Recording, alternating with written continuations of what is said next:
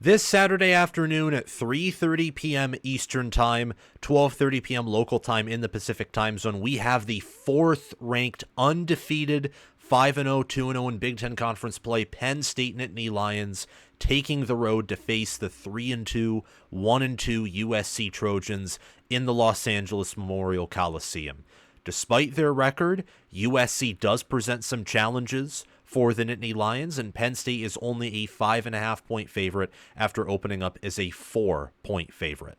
What I want to do in today's video is give you reasons why I believe Penn State will not only win this game, but why I am picking them to win this game by a large, specifically 3-touchdown margin. My pick for this game is Penn State 38, USC 17, and as always, we will figure out whether I am correct or not this coming Saturday.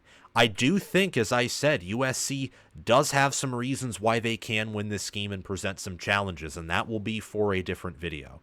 But what I want to do is communicate to you why I believe this game is going to be closer to Penn State versus Auburn circa 2022 than your typical Penn State road game experience, or Penn State versus West Virginia circa 2024, which just happened a few weeks ago. And many said that would be close. I called it a blowout, and I called what was accurate. That turned out to be a blowout. So we're going to dive right in, and I'm going to give you 5 reasons why I believe that Penn State will win this game big.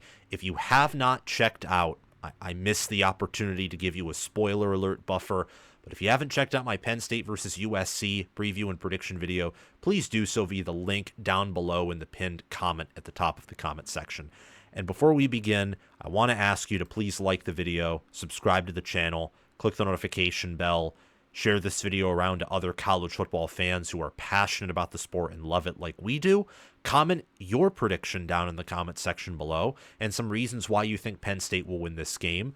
Or if you disagree and think that USC will win this game, at least try and write a reason or two and click that enter bar or whatever it says on your phone. I forget. It's just like the send arrow, I guess, to give some reasons why you think Penn State can win, even though you think USC will.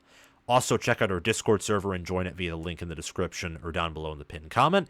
And if you want to support the channel monetarily, the Patreon page and merchandise store, where there are some comfortable Big Ten themed wear, shirts, for example, and sweaters, you can find those in the description and also in the pinned comment. But liking, sharing, subscribing, hitting the bell, commenting, and joining the Discord server, all of those things are free, and that does a whole lot to support this channel, the best Big Ten football channel on YouTube.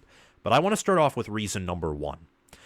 And this is something that I have changed my mind on over the coming weeks. I thought in the preseason that Michigan would have college football's number 1 offensive line, and that they would be followed actually at number 2 by Penn State, who would be slightly ahead of number 3 Ohio State. And then after that, there would be a, honestly, somewhat significant drop-off from those top 3 defensive lines. Michigan's defensive line is very good, and by talent and the individuals on that line, I would say it's still the best in the country. But it is not functioning as well as Ohio State's or Penn State's as a unit. A big part of that is the fact that Penn State and Ohio State have much better coaching staffs than Michigan does on the defensive side of the ball. And I think that there could also be some truth to the fact that, especially with Penn State, who has their 2-deep exclusively made up of seniors at defensive end and defensive tackle, and some juniors here and there, that they have more depth than a Michigan does. I think Penn State right now is college football's best defensive line. Their defensive tackles are meatier and bigger, more forceful and stronger than they used to be. Their defensive ends, they lost Chop Robinson and Adisa Isaac. Doesn't matter. Denai Dennis Sutton has stepped up to the plate. And Abdul Carter has transitioned from linebacker to defensive end. He still functions, I think, better as a kind of linebacker defensive end hybrid rather than a pure defensive end, but he is still a lethal pass rusher. And this defensive line has led the nation in several categories. By led the nation, I don't mean number 1 outright, because that's pretty hard, but they are in front of so many teams in stopping the run, both in tackles for loss and just straight up stalwarting them at the line of scrimmage, at getting to the quarterback and forcing incompletions and also turnovers. Penn State only allows 76.4 rushing yards per game, 2.5 yards per rush attempt per carry. They have an 8.67 sack percentage. They average 2.6 sacks per game and have 3 forced fumbles. Compare Penn State to Ohio State, to Michigan. Penn State is clearly superior to Michigan in statistical categories when it comes to stopping the run and getting to the quarterback. I think a huge part of that is that Michigan is much weaker at linebacker and DB than Ohio State, Penn State, and Iowa are for other defenses that looked to be elite in the preseason, even weaker than Nebraska in those areas. And Nebraska's in year 2 of a rebuild. But you look at Penn State here, and Ohio State's toughest competition they've played is Michigan State and Iowa. Now, Iowa's a damn good rushing offense, but you know who else does? West Virginia, who Penn State played, and they shut down that rushing offense effortlessly. Bowling Green has an underrated offense, and Penn State shut them down in the second half after having issues with them in the first. You also look at, well, Illinois. Illinois is a better offense than Iowa does. Much better in the passing game, and they did a very good job of getting to Altmaier, making him uncomfortable. Outside of one drive, really, that Illinois had, Penn State completely shut down that offense. And a big part of the reason why that was is because 7 sacks, 13 TFLs. Imagine what USC's offensive line, who got blown up by Michigan, blown up by Minnesota, who LSU was able to blow up at times. Imagine what Penn State's defense is going to do to this offensive line. It's not going to be pretty. They will get pressure on the interior, on the exterior. Miller Moss won't be able to do anything except get the football out quickly. And that sometimes can end in a disaster, like a pick 6, maybe a critical incompletion on a 4th down when a receiver is wide open, etc. This defensive line is elite. I think it's the best in the country, and it resides in Happy Valley under head coach James Franklin and defensive coordinator Tom Allen. Reason number 2 is Penn State's offensive line, I don't think collectively is a Joe Moore Award caliber unit. And maybe I'm wrong. I think they've given up too much pressure to be in that conversation right now. But in running the football, they are awesome. They have, I think, an elite collection of specifically interior offensive linemen. I have watched Penn State this year run up the middle and have a lot of success in doing so, not just in getting necessary yards to keep the offense on pace, but to create explosive plays too. Nick Singleton or Allen is up the middle and boom, they're in the end zone or they're well beyond the line of scrimmage. The blocking that I'm witnessing from whether it's the interior of the O-line specifically or the tackles, the tight ends, the receivers, and how they just make the offense work is beautiful. It's stunning. And something that Penn State has not had under Franklin, and it really broke through last year, was a offensive line that could handle Big Ten defensive lines. Last season, Penn State had, for the first time ever, a first-team All-Big Ten caliber offensive lineman. First time ever under James Franklin, that is. Olu Fashanu. He is gone. He's gone. Same with center Hunter Norzad, and I think other offensive tackle Caden Wallace. But both guards returned. A lot of players in the 2-deep came back, including Nick Dawkins, who was a pretty big contributor.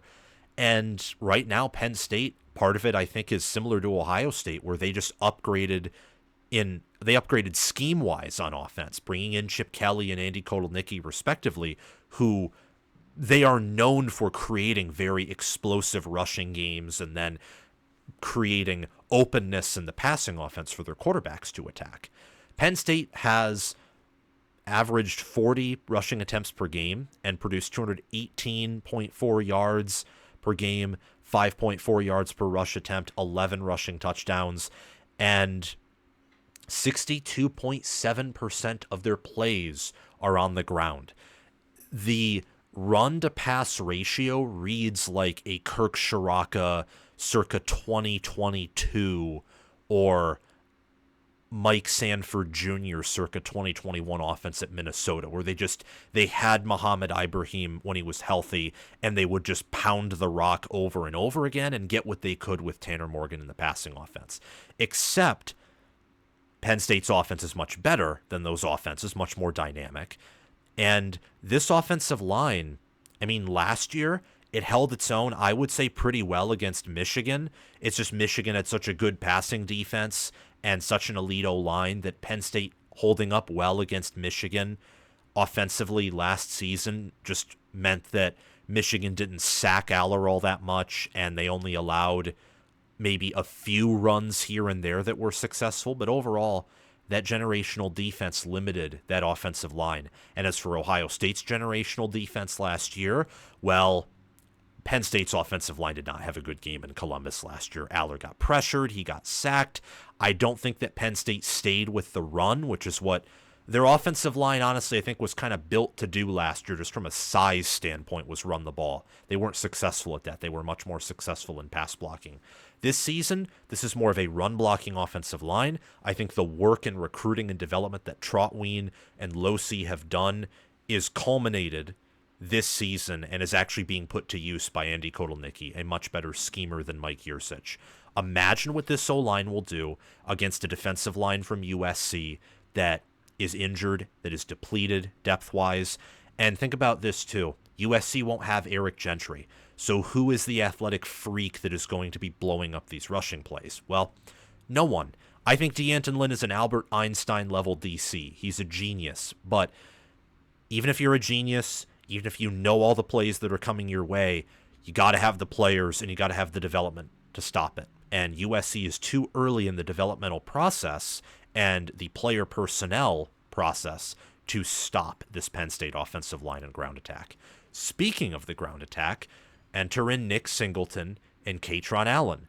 With their suits, their bow ties, their pistols and silencers, they're going to assassinate, like in a James Bond movie, this USC defense. They are averaging right now over 5 yards per carry. They have 775 rushing yards, 8 total touchdowns, 5 rushing touchdowns, 3 receiving touchdowns. These two are very similar, I think, to Quinshon Judkins and Travion Henderson. And I think Quinshon Judkins and Travion Henderson are better right now, but I will also say that Singleton and Allen, on an average basis, have played better competition, just on an average basis. It's not so much to where I think that when you factor that in, Allen and Singleton are better. I still think Henderson and Judkins, by a pretty good margin, are the best running back duo in all of college football, but Singleton and Allen are pretty close, and they have been more involved in the passing game this year than they were last year, and that many running back duos of their caliber are. These two are going to be all over the field, and in a good way, this coming Saturday, and I don't know who's going to stop them. I don't know. It's a big question. Right now, my cat and dog are in the entrance to my room. They're literally playing cat and mouse. My dog just ran back down the stairs because my cat pinned his ears back and his eyes got all beady and wide and he got all angry. I've often jokingly called my cat the little Nittany lion, but there is something to the fact where I can draw an analogy between him and this Penn State team, because he punches above his weight class. My dog is like twice as big as the cat, and the cat seems to be the one that runs the place. Penn State can punch above their weight class this year with the run game they have, with the running backs they have, with the offense and defense that they have. And Singleton and Allen, especially Katron Allen, is that. Katron Allen was not this 5-star out of high school. He wasn't. But he has done very well, both this year, last year, in 2021. He's typically been the more successful back against tougher defensive competition because he has that power element. And I think that, frankly, USC isn't above Penn State in weight class. In fact, Penn State is above USC in weight class. So I don't know if that analogy made sense. I kind of made it because, well, I heard some noise coming up the stairs and I didn't want him to interrupt. Thankfully, they didn't too much. But the Nittany Lions, They can punch above their weight class, and they are feisty, they are fast, and they are athletic. And they're also tough, and you get that in this running back room. This running back room, I think, represents this team pretty well, and also the necessity of what you have to do to win at a Big Ten level. Like, for example, when Penn State had Saquon Barkley, they had Miles Sanders behind him, and that was the closest thing to this running back room. I think that running back room was better than this one, obviously, but this is pretty close. And those Penn State teams were electric. The 2017 team was, especially. I think that was Franklin's best team. Maybe last year's team. Offensively, they certainly weren't better, but defensively, they certainly were. Maybe last year's team, and also, I'd say potentially this year's team could be better than that team, but that team set a pretty high standard. And all of those teams, going back to 2017 or beforehand, have had a great tight end somewhere, at least typically. Whether it was Theo Johnson, or whether it was Brenton Strange, or whether Pat Freiermuth or Mike Gesicki. Well, now you got Tyler Warren. You have another elite tight end. Warren is 1 of 1 for 17 yards and a touchdown through the air. 4 carries, 34 yards, and a touchdown on the ground. 23 receptions for 289 yards for 3 receiving touchdowns, and he's a good blocker. He's an All-American at tight end. So another weapon that USC has to cover, another weapon that USC has to it sometimes even spy if he's, running the zone read concept like he did a few times against Illinois. So look out for him. He's reason number 4 why I think Penn State wins this game, and in fact wins it very convincingly. Is Tyler Warren and his receiving capability, the fact that they can use him in a Wildcat-esque way, in a power run way. It's impressive and very creative what Andy Kotelnicki has done on the offensive side of the football. And last, but certainly not least, most of these reasons have been offensive. I think it's because the defense is pretty obvious and was encapsulated by that defensive line room. Could say linebacker, but USC at tight end, they got Lake McCree back, but they're not going to be 100% there, and it's not exactly their strong suit. And Penn State's secondary has some weaknesses. That's actually going to be a reason why USC can win this game, is their advantage at wide receiver over Penn State's DBs. Reason number 5, this is a bit speculative, a bit theoretical, but I think you'll see it this Saturday, and I think I have documented for several months now that I'm pretty high on this Penn State team. I think that this is the Big Ten sleeping giant. Could it be Oregon? Yeah. Ohio State's the obvious Big Ten giant. But I think that instead of it being Oregon, I think Penn State is actually that number 2 team right now.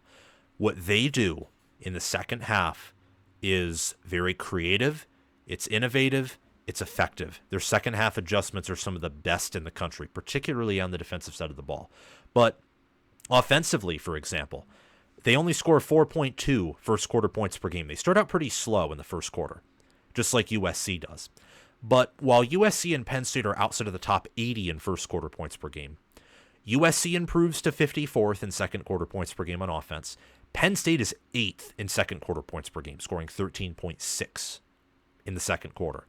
And then in the second half, Penn State scores 16.6 second half points per game, which is 25th. USC scores 18.8, and a lot of those are more so in the fourth quarter. USC improves linearly throughout quarters. Like, it's better for USC to be in a close game in... That wasn't going to be correct. Basically, USC revs up and they hit their peak in the third or fourth quarter. Penn State hits their peak as early as the second quarter, which I would say is much better. They're more likely to be a team to steal momentum entering the half and then finish off with momentum too, like we saw against West Virginia, for example, where they had that long touchdown before halftime that kind of sealed the game away. And then you look on defense, Penn State allows 8 opponent first half points per game. USC allows 11.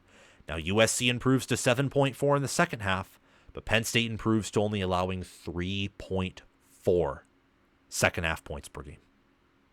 And one of those, 8 points to UCLA, was quite literally in garbage time. And they have not allowed a single third quarter point per game yet this season, all while playing only FBS opponents. This staff is really good at making second half adjustments. And it's not just because of the staff, it's also because of the depth. I've said it before. This team reminds me of a Walmart, Kmart, off-brand version of 2023 Michigan. They do, with the fact that their quarterback is spoon-fed throws, but it doesn't matter because he's really accurate and he knows how to maneuver the pocket and he knows to step up when needed. He's not CJ Stroud, but he doesn't need to be. They have a really good tight end, a really deep tight end room. They have very underrated receivers. They have a rushing attack that I actually think this Penn State rushing attack is better than Michigan's rushing attack last year, in my opinion. That's an area where they're actually better than that team. And defensively, they're stronger on the D-line than they are in the secondary, just like Michigan's defense from last season.